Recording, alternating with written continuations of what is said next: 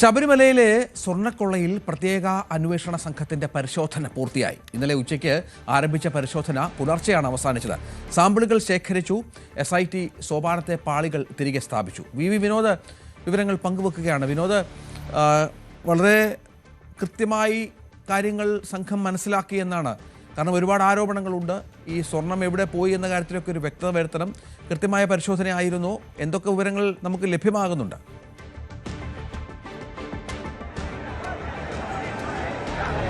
രഞ്ജിത്ത്, വളരെ സുപ്രധാനമായ നടപടിയാണ് SITയുടെ ഭാഗത്തു നിന്നുണ്ടായത്. കഴിഞ്ഞ ദിവസം ഉച്ചപൂജ കഴിഞ്ഞതോടുകൂടിയാണ് ഇവിടുത്തെ പരിശോധനകൾ ആരംഭിച്ചത്. പാളികൾ, കട്ടിളപ്പാളിയും അതോടൊപ്പം തന്നെ ദ്വാരപാലക ശില്പത്തിന് താഴെയുള്ള പീഠവും 4 മൂലകളിലെ, അതിൽ 3 മൂലകളിലെ ശ്രീകോവിലിന്റെ മൂന്ന് വശങ്ങളിലെ പാളികളുമാണ് അഴിച്ചു മാറ്റിയത്. ഈ പാളികൾ സോപാനത്തോട് ചേർന്ന് തന്നെ സന്നിധാനത്ത് തന്നെ തന്ത്രിയുടെയൊക്കെ മുറിയുണ്ട്. ആ കെട്ടിടത്തിനുള്ളിലേക്ക് കൊണ്ടുപോയി അവിടെ വെച്ചായിരുന്നു ഇതിന്റെ പരിശോധന. അതായത് സന്നിധാനത്ത് നിന്ന് പുറത്തേക്ക് കൊണ്ടുപോകാതെ ഇവിടെ വെച്ച് തന്നെയാണ് ഇതിന്റെ കഴിയുന്നത്ര ശാസ്ത്രീയ പരിശോധനകൾ നടത്തിയത്. ഇതിൽ ഏറ്റവും പ്രധാനം സ്കാനർ വെച്ചുള്ള ഒരു പരിശോധനയായിരുന്നു. ഇത് ഈ ഇളക്കിയെടുത്ത പാളികളെല്ലാം തന്നെ സ്കാനർ പരിശോധനയ്ക്ക് വിധേയമാക്കി. മാത്രമല്ല, ഇതിൽ നിന്ന് സാമ്പിളുകൾ ശേഖരിച്ചിട്ടുണ്ട്. അതായത് ചെറിയ ചെറിയ കഷ്ണങ്ങൾ ഇതിൽ നിന്ന് മുറിച്ചെടുത്തിട്ടുണ്ട്. വളരെ ചെറിയ കഷ്ണങ്ങളാണ്. അതിന്റെ ആ മുറിച്ചെടുത്ത കഷ്ണങ്ങളുടെ അളവ് അത് ദേവസ്വം ബോർഡിന്റെ രേഖകളിലും SITയുടെ രേഖകളിലും കൃത്യമായി രേഖപ്പെടുത്തി. ഇനി ഈ സാമ്പിളുകൾ കൃത്യമായി പരിശോധിക്കേണ്ടതുണ്ട്. അതിൽ എത്രമാത്രം ചെമ്പുണ്ട്, സ്വർണമുണ്ട്. നമുക്കറിയാം ഇവിടെ സ്വർണം പൂശിയതല്ല. ആദ്യം സ്വർണം പൊതിയുകയായിരുന്നു. 2008 അത് സ്വർണം പൊതിഞ്ഞതാണ്. ആ പൊതിഞ്ഞ പാളികളാണ് കൊണ്ടുപോയി പിന്നീട് അത് ചെമ്പ് പാളികളായി മഹസർ രേഖപ്പെടുത്തിയതും പിന്നീട് ചെമ്പിൽ പൊതിഞ്ഞ സ്വർണം അല്ലെങ്കിൽ ചെമ്പിൽ പൂശിയ സ്വർണം എന്ന നിലയ്ക്ക് ഇവിടെ പാളികൾ പുനഃസ്ഥാപിക്കുന്നതും. അതുകൊണ്ട് തന്നെ ഈ കൊണ്ടുപോയ സ്വർണം, ഇവിടെ നിന്ന് കൊണ്ടുപോയതിൽ ബാക്കി വരുന്ന സ്വർണം അത് കട്ട രൂപത്തിൽ ഉരുക്കി കട്ടകളാക്കി കൊണ്ടുപോയി എന്ന് സ്മാർട്ട് ക്രിയേഷനിലെ ഉടമ ഉൾപ്പെടെ തന്നെ വെളിപ്പെടുത്തുന്ന ഒരു സാഹചര്യം ഉണ്ടായിരുന്നു. ഈ സ്വർണം എവിടേക്ക് പോയി എന്നത് തന്നെയാണ് പ്രധാനപ്പെട്ട കാര്യം. പാളികൾ ഇപ്പോൾ തിരികെ സ്ഥാപിച്ചിട്ടുണ്ട്. ഇന്ന് പുലർച്ചയോടുകൂടിയാണ് പാളികൾ സ്ഥാപിച്ചത്. പുലർച്ചെ വരെ ഈ പരിശോധനാ നടപടികൾ നീണ്ടിരുന്നു. അതിനുശേഷം ദർശനം തുടങ്ങുന്നതിന് മുൻപ് തന്നെ ഈ പാളികൾ തിരികെ ശ്രീകോവിലിൽ സ്ഥാപിച്ചു. ഈ ഇളക്കിയെടുത്തതെല്ലാം തന്നെ കൃത്യമായി സ്ഥാപിച്ച ശേഷമാണ് SIT സംഘം സന്നിധാനം വിട്ടത്. ഏതായിരുന്നാലും വളരെ പ്രാധാന്യമുള്ളൊരു സമയമാണ് രഞ്ജിത്ത്. നമുക്കറിയാം, തെരഞ്ഞെടുപ്പിന്റെ വലിയ പ്രചരണം ഇപ്പോൾ സംസ്ഥാനത്ത് നടക്കുന്നുണ്ട്. അവിടെ SIT ഇത്രയും വേഗത്തിൽ കാര്യങ്ങൾ നടത്തുമ്പോൾ ED കോടതിയെ സമീപിച്ചിട്ടുണ്ട് എന്ന കാര്യം കൂടി നമ്മൾ വളരെ ശ്രദ്ധേയമായി കാണേണ്ട ഒരു കാര്യമാണ്. ഒരുപക്ഷെ ഈ അന്വേഷണത്തിൽ മെല്ലെപ്പോക്കുണ്ടായാൽ, കോടതിയുടെ ഭാഗത്ത് നിന്ന് ഇത് കേന്ദ്ര ഏജൻസികൾക്ക് കൈമാറേണ്ടി വരുന്ന സാഹചര്യമുണ്ടായാൽ അത് തിരഞ്ഞെടുപ്പ് കാലത്ത് ഇടതുമുന്നണിക്ക് ഉണ്ടാക്കുന്ന തിരിച്ചടി ചെറുതായിരിക്കില്ല.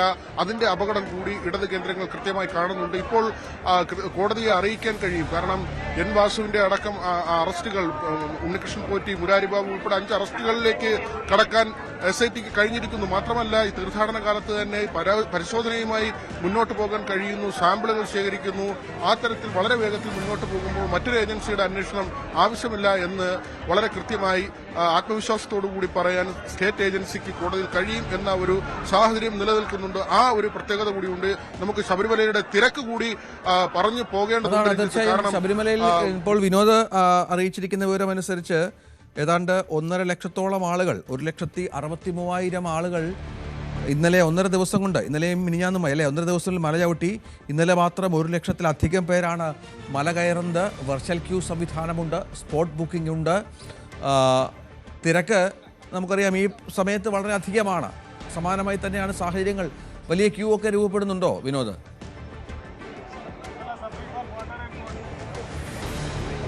രഞ്ജിത്ത്, തീർച്ചയായും നമുക്ക് അത് ദൃശ്യങ്ങൾ കാണുമ്പോൾ അറിയാം. വൃശ്ചികത്തിന്റെ തുടക്കത്തിൽ, അതായത് നട തുറന്നാൽ ആദ്യ ദിവസങ്ങളിൽ സാധാരണഗതിയിൽ അങ്ങനെ വലിയ തിരക്ക് അനുഭവപ്പെടുന്നതല്ല. പക്ഷേ ഇപ്പോഴത്തെ സാഹചര്യം അങ്ങനെയല്ല.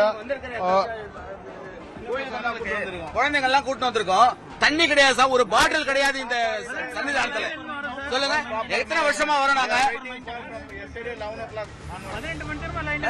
No queue, no support, no food. Past 2 hours are waiting the queue. Management சரியில்ல. Yesterday evening 1:30 I came to line. Just now I came here. Even I have not take water and food and anything. Okay. ആ തരത്തിൽ വലിയ പരാതികളുണ്ട് രഞ്ജിത്ത്. നമുക്കറിയാം, തിരക്ക് ഇത്രയും അനിയന്ത്രിതമായ ഒരു തിരക്ക് നിലനിൽക്കുമ്പോൾ സ്വാഭാവികമായും ചില പ്രശ്നങ്ങൾ ഉണ്ടാകും. ആളുകൾ അതിന്റെ ഒരു ബുദ്ധിമുട്ട് പറയുന്നുണ്ട്, അവരുടെ വെള്ളത്തിന്റെയും ഭക്ഷണത്തിന്റെയും നമുക്കറിയാം. പക്ഷേ ഇപ്പോൾ 10 മണിക്കൂർ വരെ പമ്പയിൽ നിന്ന് ഇതുവരെ എത്തുന്നതിന് വേണ്ടിയുള്ള ഒരു ബുദ്ധിമുട്ടുണ്ട് എന്ന ഒരു സാഹചര്യം നിലനിൽക്കുന്നുണ്ട്. ഏതായിരുന്നാലും അവർ അതിന്റെ പ്രയാസം പറയുന്നുണ്ട്. പക്ഷേ വൃശ്ചികത്തിന്റെ തുടക്കത്തിൽ ഇത്രയും ജനക്കൂട്ടം അല്ലെങ്കിൽ ഭക്തജനങ്ങൾ ഇത്രയധികം വരിക എന്നത് ഈ സമീപ വർഷങ്ങളിലൊന്നും തന്നെ ഉണ്ടായിട്ടില്ല. പക്ഷേ വലിയ ജനക്കൂട്ടം, ഭക്തജന തിരക്ക് എന്ന് തന്നെ നമുക്ക് പറയാൻ കഴിയുന്ന ഒരു നിലയിലേക്കാണ് തീർത്ഥാടനത്തിന്റെ ആദ്യ ദിവസങ്ങൾ പോകുന്നത്. ആ നിലയ്ക്കാണ് നമുക്കിവിടെ നിന്നുള്ള ദൃശ്യങ്ങളിൽ കാണാൻ കഴിയുന്നത്. 1.5 ലക്ഷത്തിലധികം പേർ 1.5 ദിവസം കൊണ്ട് കയറുന്ന ഒരു സാഹചര്യമുണ്ട്. 1,66,000 പേർ ഇതുവരെ മല ചവിട്ടി എന്നാണ് കണക്ക്. ആ തരത്തിൽ ഉള്ള ഒരു കണക്ക് പുറത്തു വരുമ്പോൾ 90,000 പേരെയാണ് ഒരു ദിവസം കടത്തിവിടുന്നത്. 70,000 പേർ വരെ വിർച്വൽ ക്യൂ, 20,000 പേർ സ്പോട്ട് ബുക്കിംഗ് എന്ന നിലയ്ക്കാണ്. പക്ഷേ ഇപ്പോൾ അതിൽ കൂടുതൽ ആളുകളെ കടത്തിവിടാനുള്ള എല്ലാ സൗകര്യങ്ങളും, കാരണം തീർത്ഥാടകർ മടങ്ങിപ്പോകാതിരിക്കാനുള്ള, തിരികെ പോകാതിരിക്കാനുള്ള ഒരു സാഹചര്യം സൃഷ്ടിച്ചുകൊണ്ടുള്ള നടപടിക്രമങ്ങളാണ് ഇവിടെ നടക്കുന്നത്.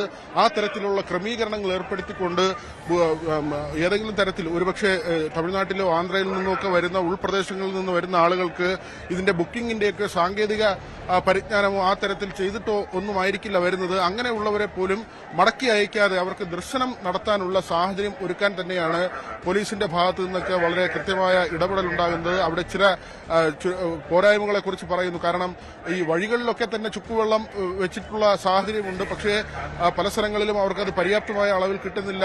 വെർച്വൽ ക്യൂവിൽ ബുക്ക് ചെയ്ത് വരുന്നവരുടെ ഒരു കണക്കൊക്കെ ദേവസ്വം ബോർഡിന്റെ ഭാഗത്തുണ്ടാകും. അത് നമുക്കറിയാം. ഏതാണ്ട് 3-ാം തീയതി 4-ാം തീയതി വരെയൊക്കെ വെർച്വൽ ക്യൂ പൂർണ്ണമാണ് എന്നാണ് മനസ്സിലാകുന്നത്.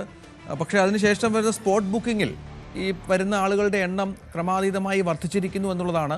ഒരുപക്ഷെ അതൊക്കെ ആയിരിക്കാം ഈ നേരത്തെ പറഞ്ഞ പോലെ ഭക്ഷണവും വെള്ളവുമായൊക്കെ ബന്ധപ്പെട്ട് തീർത്ഥാടകർക്ക് ബുദ്ധിമുട്ടുണ്ടാക്കുന്നത്. അതെല്ലാം ഒന്ന് പരിഹരിച്ചു വരണം. ഒരുപക്ഷെ പുതിയ ഭരണസമിതിയൊക്കെയാണ്, അല്പം സമയം എടുക്കും അല്ലേ?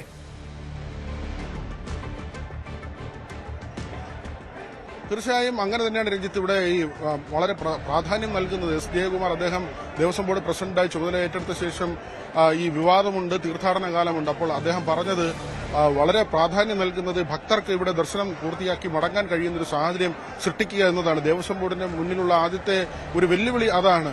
അന്വേഷണം അതിന്റെ വഴിക്ക് നടക്കട്ടെ. ഇപ്പോൾ അറസ്റ്റുകളൊക്കെ നടന്നിട്ടുണ്ട്. അതുകൊണ്ട് തന്നെ ദേവസ്വം ബോർഡ് ഇപ്പോൾ വലിയ പരിഗണനയായി നൽകുന്നത് ഈ ഇവിടെ എത്തുന്ന ഭക്തർക്ക് കൃത്യമായിട്ടുള്ള ഒരു സാഹചര്യം, അവർക്ക് ദർശനം ഒരുക്കുക എന്ന ഒരു ദർശനത്തിന് അവസരം ഒരുക്കുക എന്ന വളരെ പ്രധാനപ്പെട്ട കാര്യമാണ്. നമ്മൾ വീണ്ടും ആ ദൃശ്യങ്ങളിലേക്ക് പോവുകയാണ്. നമുക്കറിയാം ഇവിടുത്തെ ഫ്ലൈ ഓവറാണ്, സോപാനത്ത് ചുറ്റി വരുന്ന ഫ്ലൈ ഓവറാണ്. 18-ാം പടി കഴിഞ്ഞ് ഈ ഫ്ലൈ ഓവർ കയറിയാണ് അയ്യപ്പ സന്നിധിയിലേക്ക്, ദർശനത്തിലേക്ക് ഭക്തർ എത്തുന്നത്. ആ ഒരു ഫ്ലൈ ഓവറിലെ കാഴ്ചയാണ് രഞ്ജിത്തത്. വളരെ വലിയ കൂട്ടമാണ്. നമ്മൾ ഒരുപക്ഷെ ഈ മണ്ഡലകാലത്തിന്റെ അവസാനത്തൊക്കെ കാണുന്നത് പോലെ ആളുകൾ വലിയ തോതിൽ ശബരിമലയിലേക്ക് എത്തുന്ന, ഭക്തജനങ്ങൾ ഒഴുകിയെത്തുന്ന ഒരു സാഹചര്യം, അല്ലെങ്കിൽ മകരവിളക്കിന്റെയൊക്കെ ഒരു സമയത്ത് അവസാന ദിവസങ്ങളിൽ അല്ലെങ്കിൽ പോലും ഏറ്റവും ഒടുവിലേക്ക് എത്തുമ്പോൾ വലിയ കൂട്ടമുണ്ടാകാറുണ്ട്. ആ ഒരു ആൾക്കൂട്ടത്തിലേക്ക്, ഭക്തജന തിരക്കിലേക്ക് കാര്യങ്ങൾ എത്തുന്നു എന്നത് തന്നെയാണ്. തുടക്കത്തിൽ തന്നെ അത് ഏറ്റവും പ്രധാനപ്പെട്ട കാര്യം. മറ്റ് സംസ്ഥാനങ്ങളിൽ നിന്നുള്ള ആളുകളാണ് അധികമായും എത്തുന്നത്, മലയാളികളല്ല. അത് പതിവുള്ള കാര്യവുമാണ്. മലയാളികൾ പിന്നെയാണ് സാധാരണ നിലയിൽ സീസൺ തുടങ്ങുമ്പോഴാണ് പലരും വ്രതം ആരംഭിക്കുന്നത്. അങ്ങനെ ഈ സീസണിന്റെ ഒരു ഘട്ടം എത്തുമ്പോഴായിരിക്കും മലയാളികളായ ഭക്തർ കൂടുതലായി എത്തുക. ഇപ്പോൾ വരുന്നത് മറ്റ് സംസ്ഥാനങ്ങളിൽ നിന്നുള്ള ഭക്തരാണ് അധികമായും വരുന്നത്. രഞ്ജിത്ത് സൂചിപ്പിച്ചതുപോലെ ഇതിന്റെ ഒരു തുടക്കത്തിലെ ദിവസങ്ങളാണ്, 2 ദിവസം മാത്രമേ ആകുന്നുള്ളൂ. സ്വാഭാവികമായും മറ്റ് കാര്യങ്ങളുടെയൊക്കെ ചില പോരായ്മകൾ ഉണ്ടാകും. അത് വരും ദിവസങ്ങളിൽ പരിഹരിക്കപ്പെടുമെന്ന് കരുതുന്നു. പക്ഷേ ഇത്രയും ആൾക്കൂട്ടം സ്വാഭാവികമായും പ്രതീക്ഷിക്കുന്ന ഒരു കാര്യമല്ല. കാരണം എല്ലാ വർഷവും നമുക്കറിയാവുന്നതാണ്, ഈ സീസൺ തുടങ്ങിയാൽ ആദ്യഘട്ടത്തിൽ വലിയ തിരക്കുണ്ടാകാറില്ല. പക്ഷേ ഇപ്പോൾ സ്ഥിതി വ്യത്യസ്തമാണ്. അഭൂതപൂർവമായ തിരക്കാണ് ശബരിമലയിൽ അനുഭവപ്പെടുന്നത്. രഞ്ജിത്ത്, ശബരിമലയിൽ വലിയ തിരക്ക്. ഇന്നിപ്പോൾ മണ്ഡലകാലം തുടങ്ങിയിട്ട് വൃശ്ചികമാസം ആരംഭിച്ചിട്ട് 3-ാം ദിവസം ആകുന്ന ഒരു സാഹചര്യമുണ്ട്. അപ്പോൾ തന്നെ തിരക്കുകൾ നിറഞ്ഞിരിക്കുകയാണ് ശബരിമല. 1 ലക്ഷത്തോളം തീർത്ഥാടകർ ഓരോ ദിവസവും ഇങ്ങോട്ടേക്ക് എത്തുന്നു എന്നുള്ളതാണ് ഏറ്റവും പ്രധാനപ്പെട്ട കാര്യം. ശബരിമലയിലെ സ്വർണ്ണക്കവർച്ചാ കേസിൽ തിരുവിതാംകൂർ ദേവസ്വം ബോർഡ് മുൻ സെക്രട്ടറി എസ് ജയശ്രീയുടെ മുൻകൂർ ജാമ്യാപേക്ഷ ഹൈക്കോടതി ഇന്ന് പരിഗണിക്കുന്നുണ്ട്. മുൻകൂർ ജാമ്യാപേക്ഷയെ എതിർത്ത് SIT ഹൈക്കോടതിയിൽ നിലപാട് അറിയിക്കും എന്നാണ് വിവരം. ജസ്റ്റിസ് കെ ബാബു അധ്യക്ഷനായ സിംഗിൾ ബെഞ്ചാണ് മുൻകൂർ ജാമ്യാപേക്ഷ പരിഗണിക്കുന്നത്. ജയശ്രീയുടെ അറസ്റ്റിന് ഹൈക്കോടതിയുടെ വിലക്കുണ്ട്.